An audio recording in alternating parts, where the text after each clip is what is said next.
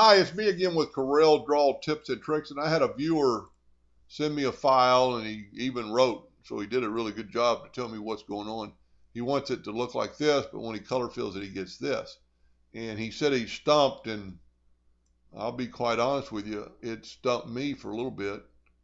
I couldn't find the leak, and I've done everything I normally do, and if you've watched enough of my videos, I'll draw lines and color fill everything in. And find out where the leak is, and then I'll start color filling. But nothing leaked when I was doing this. Well, let's just back up here and I'll show you. If I don't have my lines there, it will leak. So if you do this, it leaks pretty bad.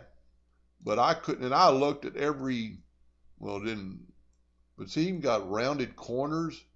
I couldn't see anything leaking. So a quick fix for it is to grab this, and this should be all one piece. Grab it, open up your under Windows, Dockers, and join curves. And it doesn't matter what your tolerance is, 0.01, they're going to be closer than that.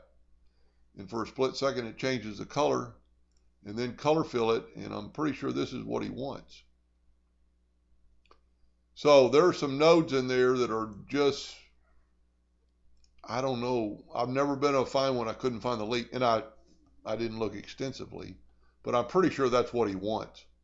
So I'm going to send this back to him along with the video and see if this doesn't help him. Anyway, hope that helped a little bit. Thank you for watching.